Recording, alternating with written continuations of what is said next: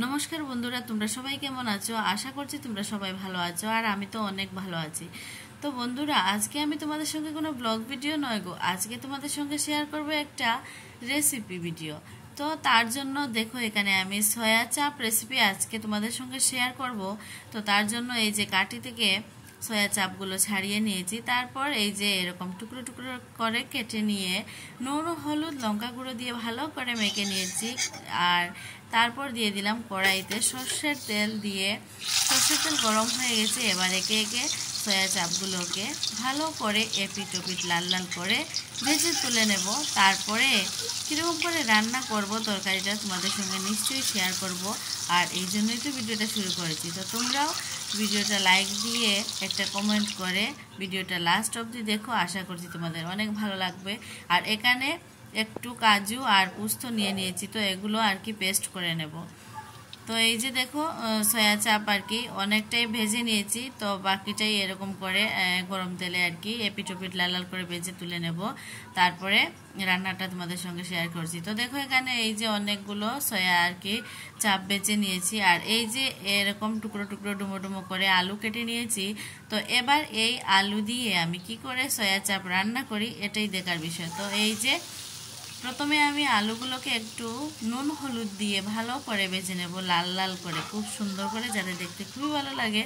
আর খেতে তো ভীষণ ভালো হয়েছে তরকারিটা। তো তোমরা দেখো আর এরকম করে ট্রাই করো। তো দেখো, এখানে আমার আলু ভাজা হয়ে গেছে লাল লাল করে। তারপরে দিয়ে দিলাম ফোড়নের জন্য শুকনো লঙ্কা একটা, তেজপাতা, আর তারপরে দিয়ে দেব গোটা জিরে। আর এই ফোড়নটা ভেজে তারপরে এর মধ্যে দিয়ে দেব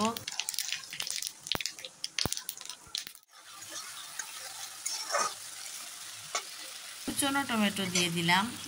তারপর দিয়ে দেব সমস্ত মশলা, যে আর কি যে যে মশলা প্রতিদিন রান্নায় ব্যবহার করো, তো ওই মশলা দিয়েই তোমরা রান্নাগুলো করতে পারো। আর এই যে এখানে আমি আমার প্রিয় মশলাগুলো দিয়ে দিয়েছি। তারপর একটু ঢাকা চাপা দিয়ে এই যে টমেটোগুলো এরকম গলে গেছে, তারপরে আমি এর মধ্যে এই যে কাজু আর পোস্তর পেস্টটা দিয়ে দেব। তো এর মধ্যে আমি 2 চামচ টক দইও মিশিয়ে দিয়েছি। তো জানি তোমরা বলবে যে টমেটো দিয়েছো তারপরেও টক দই, হ্যাঁ 2 চামচ দিয়েছি, কারণ টমেটো দিয়েছি এর জন্য বেশি দেইনি। 2 চামচ টক দই, কাজু আর পোস্ত এই সমস্ত পেস্ট দিয়ে ভালো মতো করে টমেটোর সঙ্গে মিশিয়ে ভালো করে কষিয়ে কষিয়ে নিব একটুখানি আর কি মশলাটা ভেজে।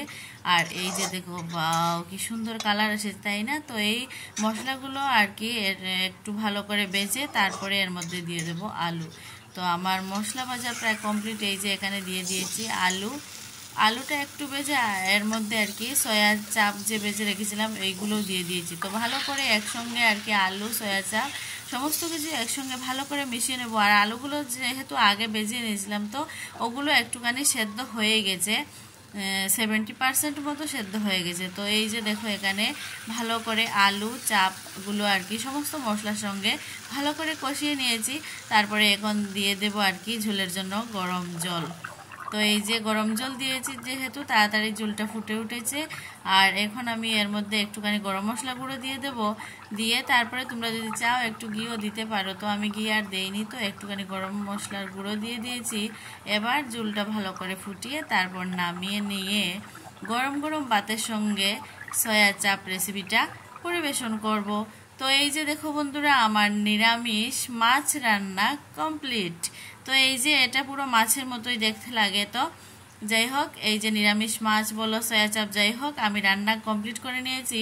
এবার গরম গরম ভাতের সঙ্গে আমরা সবাই মিলে খাবো। আর তোমাদের যদি আমার ভিডিও ভালো লাগে তাহলে প্লিজ লাইক, শেয়ার, কমেন্ট, আর যদি এই ভিডিও থ্রুতে নতুন হয়ে থাকো তাহলে চ্যানেলটা সাবস্ক্রাইব করে দিও। Tata, by.